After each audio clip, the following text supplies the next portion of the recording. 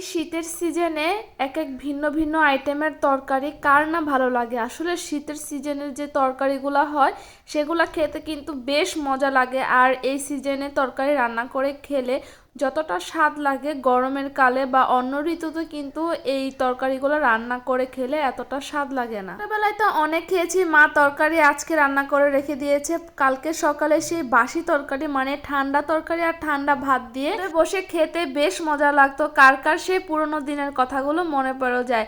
এখন তো আর এরকমটা হয় না। তো যাই হোক, আজকে কিন্তু আমি এদিকে লাউ শাক রান্না করব আলু আর সিম দিয়ে। লাউ শাক আলু আর সিম দিয়ে রান্না করে খেতে আমার বেশ ভালো লাগে। আপনাদের ভাইয়া দেখি রাত্রে লাউ শাক নিয়ে আসছে, তো ভাবলাম সেগুলো রান্না করি শাক হিসেবে। পুঁটি মাছ দিয়ে আলু আর সিম দিয়ে একটু ঝোলঝোল করে তরকারি রানবো। আসলে শীতের সিজনে কিন্তু ঝোলঝোলা তরকারিটা বেশ মজা লাগে খেতে। পুঁটি মাছ তেমন আমার একটা পছন্দ না, তারপর আমার হাজবেন্ড খুব পছন্দ করে, ওর জন্য হচ্ছে সরপুটিটা রান্না করতেছি আজকে। আর মাছটা কিন্তু একটু বেশি ভাজা দিয়ে রান্না করতে হবে। আর সরপুটির মধ্যে অনেক ছোট ছোট কাটা থাকে, বিশেষ করে আমার এর জন্যই কিন্তু ভালো লাগে না খেতে। তাতে কি হয়েছে, খাবার তো আর ফেলে দেওয়া যাবে না, কোনো না কোনোভাবে রান্না করে কেউ না কেউ তো খাবেই।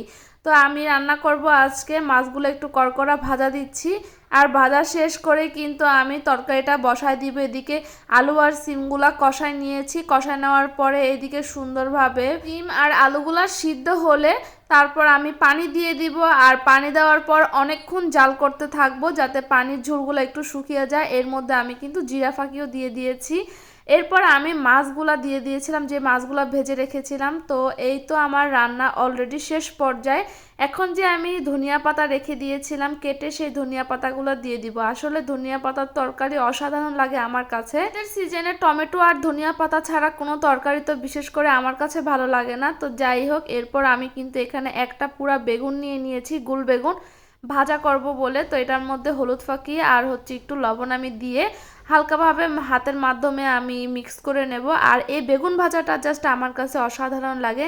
এই বেগুন ভাজা দিয়ে কিন্তু আমি 2 প্লেট ভাত খেয়ে ফেলতে পারি। কার কার আমার মতো বেগুন ভাজা পছন্দ কমেন্ট করে জানিয়ে দিবেন। গরম ভাতের সাথে গরম গরম বেগুন ভাজা আমার জানা মতে সবারই তো পছন্দ। তো আমি এখানে বেগুনগুলা হলুদের গুঁড়োদের সাথে মিক্স করে নিলাম। আর এদিকে একটি কড়াইয়ের মধ্যে আমি একটা একটা করে আস্তে আস্তে বেগুনগুলা ভাজবো। আসলে বেগুন ভাজার সময় কিন্তু হালকা তাপে একটু বেগুনগুলা ভাজলে খুব ভালো হয়, খুব ভিতরে সুন্দর একটা স্মেল চলে আসে।